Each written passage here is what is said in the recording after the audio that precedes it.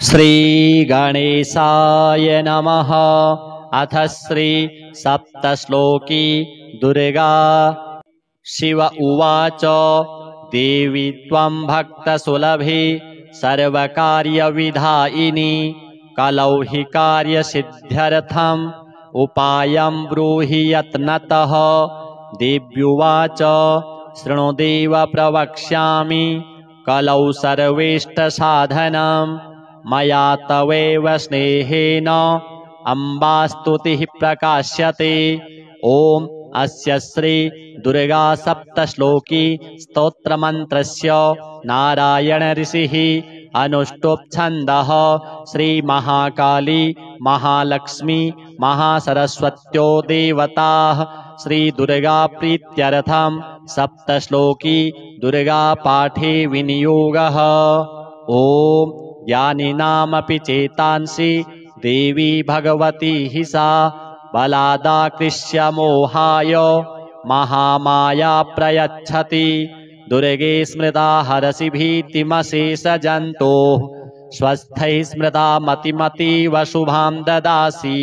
दारिद्र्यदुःखभयहारिणि का त्वदन्या सर्वोपकारकरणाय सदार्द्रचित्ता। सर्वमङ्गलमङ्गल्ये शिवे सर्वार्थसाधिके शरण्ये त्र्यम्बके गौरी नारायणि नमोऽस्तुते। शरणागतदीनार्त परित्राणपरायणे सर्वस्यार्तिहरे देवी नारायणि नमोऽस्तुते। सर्वस्वरूपे सर्वेशे सर्वशक्तिसमन्विते भयभ्यस्त्राहि नो देवी दुर्गे देवी नमोऽस्तुते।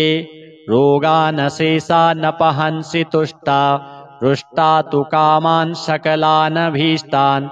त्वामाश्रितानां न विपन्नराणां त्वामाश्रितायाश्रयतां प्रयान्ति। सर्वा बाधा प्रशमनं त्रैलोक्यस्याखिलेश्वरी एवमेव त्वया कार्यमस्मद्वैरिविनाशनम्। शिव उवाच देवी त्वं भक्तसुलभे सर्वकार्यविधायिनी कलौ हि कार्यसिद्ध्यर्थम् उपायं ब्रूहि यत्नतः। देव्युवाच शृणुदेव प्रवक्ष्यामि कलौ सर्वेष्टसाधनम् मया तवैव स्नेहेन अम्बास्तुतिः प्रकाश्यते। ॐ अस्य श्री दुर्गा सप्तश्लोकी स्तोत्रमन्त्रस्य नारायण ऋषिः अनुष्टुप् छन्दः श्री महाकाली महालक्ष्मी महासरस्वत्यो देवताः श्री दुर्गा प्रीत्यर्थं सप्तश्लोकी दुर्गा पाठे विनियोगः। ॐ ज्ञानिनामपि चेतांसि देवी भगवती हि सा बलादाकृष्य मोहाय महामाया प्रयच्छति। दुर्गे स्मृता हरसि भीतिमशेषजन्तोः स्वस्थैः स्मृता मतिमतीव शुभां ददासि। दारिद्र्यदुःखभयहारिणि का त्वदन्या सर्वोपकारकरणाय सदार्द्रचित्ता। सर्वमङ्गलमङ्गल्ये शिवे सर्वार्थसाधिके शरण्ये त्र्यम्बके गौरी नारायणि नमोऽस्तुते। शरणागतदीनार्त परित्राणपरायणे सर्वस्यार्तिहरे देवी नारायणि नमोऽस्तुते। सर्वस्वरूपे सर्वेशे सर्वशक्तिसमन्विते भयभ्यस्त्राहि नो देवी दुर्गे देवी नमोऽस्तुते। रोगानशेषानपहंसि तुष्टा रुष्टा तु कामान् सकलानभीष्टान्। त्वामाश्रितानां न विपन्नराणां त्वामाश्रितायाश्रयतां प्रयान्ति। सर्वा बाधा प्रशमनं त्रैलोक्यस्याखिलेश्वरी एवमेव त्वया कार्यमस्मद्वैरिविनाशनम्। शिव उवाच देवी त्वं भक्तसुलभे सर्वकार्यविधायिनी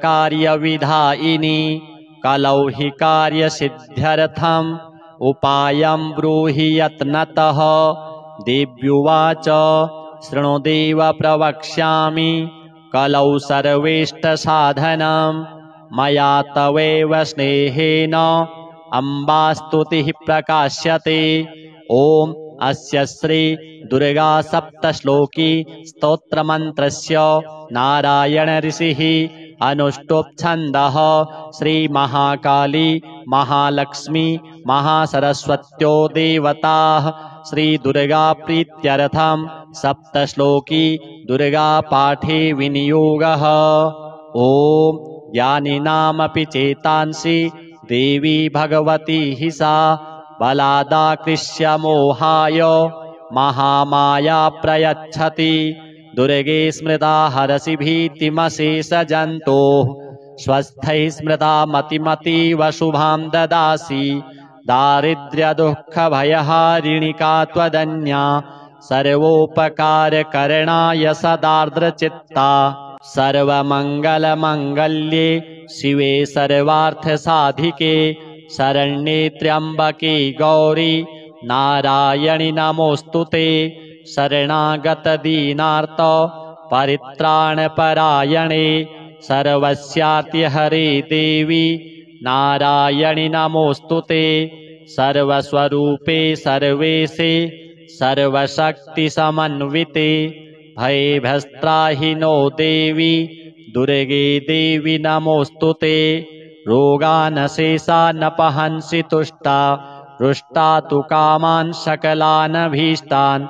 त्वामाश्रितानां न विपन्नराणां त्वामाश्रिता ह्याश्रयतां प्रयान्ति। सर्वा बाधा प्रशमनं त्रैलोक्यस्याखिलेश्वरी एवमेव त्वया कार्यमस्मद्वैरिविनाशनम्। शिव उवाच देवी त्वं भक्तसुलभे सर्वकार्यविधायिनी कलौ हि कार्यसिद्ध्यर्थम् उपायं ब्रूहि यत्नतः। देव्युवाच शृणु देव प्रवक्ष्यामि कलौ सर्वेष्टसाधनं मया तवैव स्नेहेन अम्बास्तुतिः प्रकाश्यते।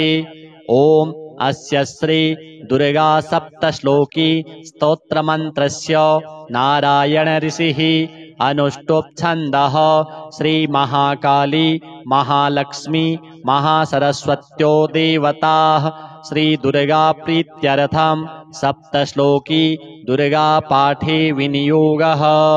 ॐ ज्ञानिनामपि चेतांसि देवी भगवती हि सा बलादाकृष्य मोहाय महामाया प्रयच्छति। दुर्गे स्मृता हरसि भीतिमशेषजन्तोः स्वस्थैः स्मृता मतिमतीव शुभां ददासि। दारिद्र्यदुःखभयहारिणिका त्वदन्या सर्वोपकारकरणाय सदार्द्रचित्ता। सर्वमङ्गलमङ्गल्ये शिवे सर्वार्थसाधिके शरण्ये त्र्यम्बके गौरी नारायणि नमोऽस्तुते। शरणागतदीनार्त परित्राणपरायणे सर्वस्यार्तिहरे देवी नारायणि नमोऽस्तुते।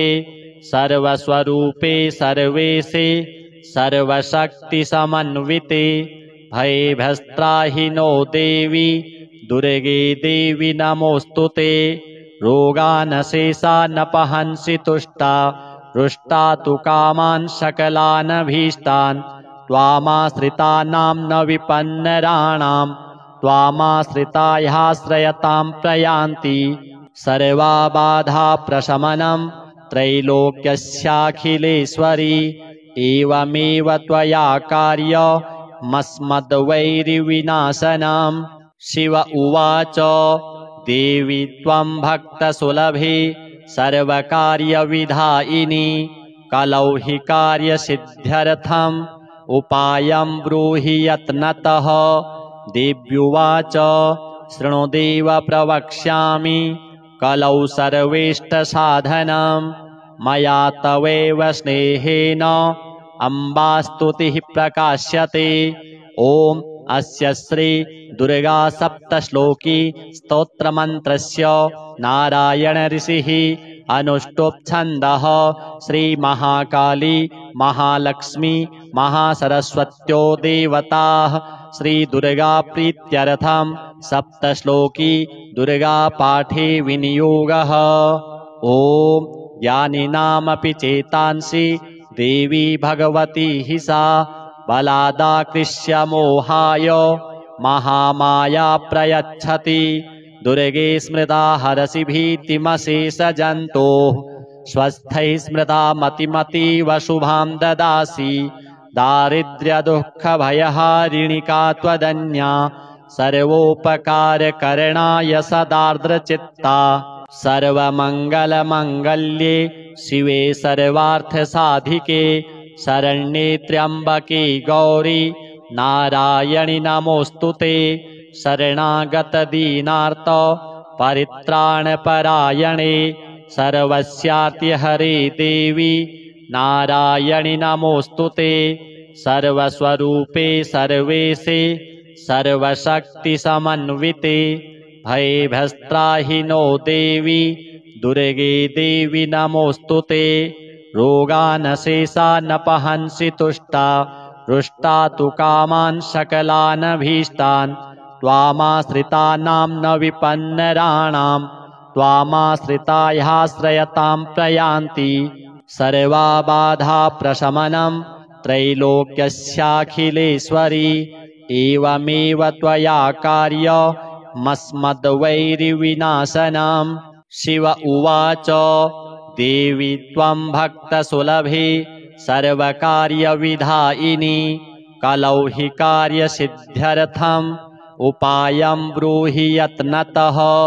देव्युवाच शृणुदेव प्रवक्ष्यामि कलौ सर्वेष्टसाधनं मया तवैव स्नेहेन अम्बास्तुतिः प्रकाश्यते। ॐ अस्य श्री दुर्गा सप्तश्लोकी स्तोत्रमन्त्रस्य नारायण ऋषिः अनुष्टुप् श्रीमहाकाली महालक्ष्मी महासरस्वत्यो देवताः श्रीदुर्गाप्रीत्यर्थं सप्तश्लोकी दुर्गापाठे विनियोगः। ॐ ज्ञानिनामपि चेतांसि देवी भगवती हि सा बलादाकृष्य मोहाय महामाया प्रयच्छति। दुर्गे स्मृता हरसि भीतिमशेषजन्तोः स्वस्थैः स्मृता मतिमतीव शुभां ददासि। दारिद्र्यदुःखभयहारिणिका त्वदन्या सर्वोपकारकरणाय सदार्द्रचित्ता। सर्वमङ्गलमङ्गल्ये शिवे सर्वार्थसाधिके शरण्ये त्र्यम्बके गौरी नारायणि नमोऽस्तुते। शरणागतदीनार्त परित्राणपरायणे सर्वस्यार्तिहरे देवी नारायणि नमोऽस्तुते। सर्वस्वरूपे सर्वेशे सर्वशक्तिसमन्विते भयभ्यस्त्राहिनो देवी दुर्गे देवी नमोऽस्तुते। रोगानशेषानपहंसि तुष्टा रुष्टा तु कामान् सकलानभीष्टान्। त्वामाश्रितानां न विपन्नराणां त्वामाश्रितायाश्रयतां प्रयान्ति। सर्वा बाधा प्रशमनं त्रैलोक्यस्याखिलेश्वरी एवमेव त्वया कार्यमस्मद्वैरिविनाशनम्। शिव उवाच देवी त्वं भक्तसुलभे सर्वकार्यविधायिनी कलौ हि कार्यसिद्ध्यर्थम् उपायं ब्रूहि यत्नतः। देव्युवाच शृणुदेव प्रवक्ष्यामि कलौ सर्वेष्टसाधनं मया तवैव स्नेहेन अम्बास्तुतिः प्रकाश्यते। ॐ अस्य श्री दुर्गा सप्तश्लोकी स्तोत्रमन्त्रस्य नारायण ऋषिः अनुष्टुप् श्रीमहाकाली महालक्ष्मी महासरस्वत्यो देवताः श्रीदुर्गाप्रीत्यर्थं सप्तश्लोकी दुर्गापाठे विनियोगः।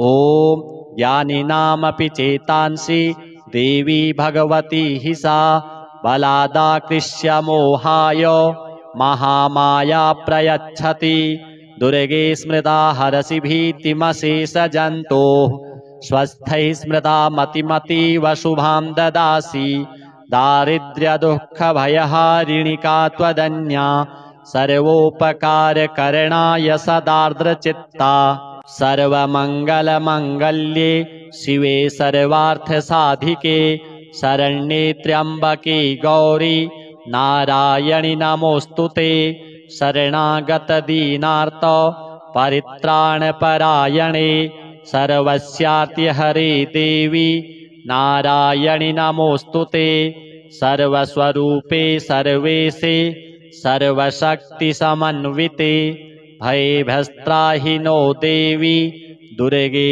देवी नमोऽस्तु ते रोगानशेषानपहंसि तुष्टा रुष्टा तु कामान् सकलानभीष्टान् त्वामाश्रितानां न विपन्नराणां त्वामाश्रितायाश्रयतां प्रयान्ति सर्वा बाधा प्रशमनं त्रैलोक्यस्याखिलेश्वरी एवमेव त्वया कार्यमस्मद्वैरिविनाशनं शिव उवाच देवी त्वं भक्तसुलभे सर्वकार्यविधायिनी कलौ हि कार्यसिद्ध्यर्थम् उपायं ब्रूहि यत्नतः देव्युवाच शृणु देव प्रवक्ष्यामि कलौ सर्वेष्टसाधनं मया तवैव स्नेहेन अम्बास्तुतिः प्रकाश्यते ॐ अस्य श्री दुर्गा सप्तश्लोकी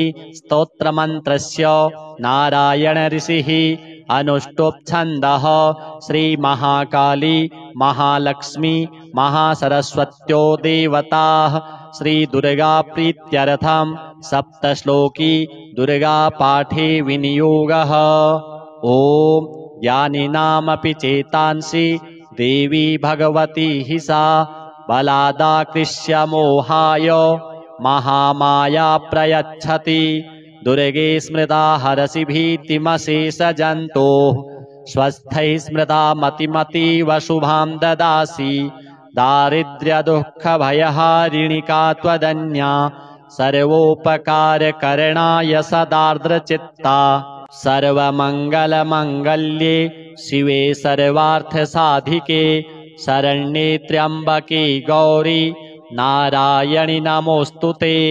शरणागतदीनार्त परित्राणपरायणे सर्वस्यार्तिहरे देवी नारायणि नमोऽस्तु ते सर्वस्वरूपे सर्वेशे सर्वशक्तिसमन्विते भयभ्यस्त्राहि नो देवी दुर्गे देवी नमोऽस्तु ते रोगानशेषानपहंसि तुष्टा रुष्टा तु कामान् सकलानभीष्टान् त्वामाश्रितानां न विपन्नराणां त्वामाश्रितायाश्रयतां प्रयान्ति सर्वा बाधा प्रशमनं त्रैलोक्यस्याखिलेश्वरी एवमेव त्वया कार्यमस्मद्वैरिविनाशनं शिव उवाच देवी त्वं भक्तसुलभे सर्वकार्यविधायिनी कलौ हि कार्यसिद्ध्यर्थम्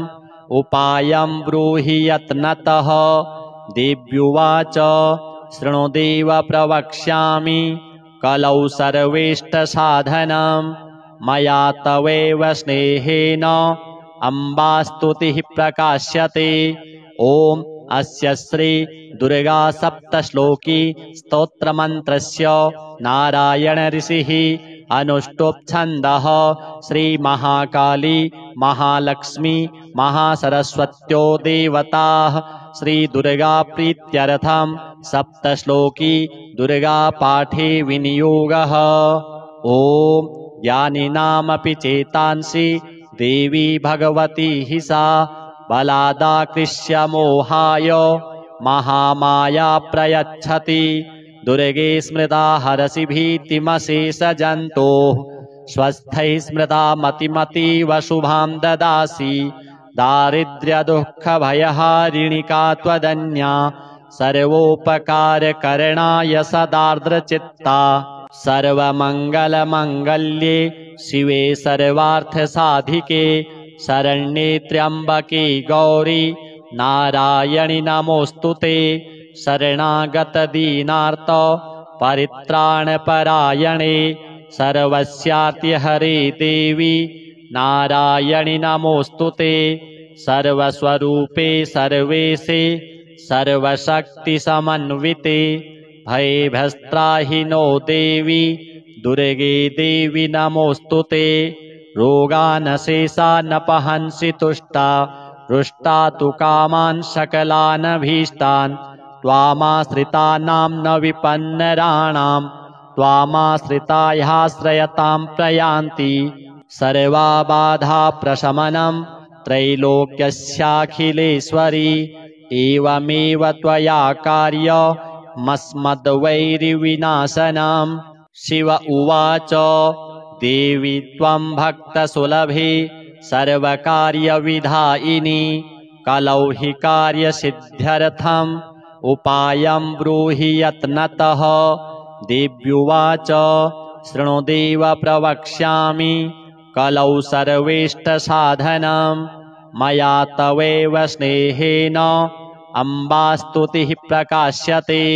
ॐ अस्य श्री दुर्गा सप्तश्लोकी स्तोत्रमन्त्रस्य नारायण ऋषिः अनुष्टुप् छन्दः श्रीमहाकाली महालक्ष्मी महासरस्वत्यो देवताः श्रीदुर्गा प्रीत्यर्थं सप्तश्लोकी दुर्गा पाठे विनियोगः। ॐ ज्ञानिनामपि चेतांसि देवी भगवती हि सा बलादाकृष्य मोहाय महामाया प्रयच्छति। दुर्गे स्मृता हरसि भीतिमशेषजन्तोः स्वस्थैः स्मृता मतिमतीव शुभां ददासि। दारिद्र्यदुःखभयहारिणिका त्वदन्या सर्वोपकारकरणाय सदार्द्रचित्ता। सर्वमङ्गलमङ्गल्ये शिवे सर्वार्थसाधिके शरण्ये त्र्यम्बके गौरी नारायणि नमोऽस्तुते। शरणागतदीनार्त परित्राणपरायणे सर्वस्यार्तिहरे देवी नारायणि नमोऽस्तुते।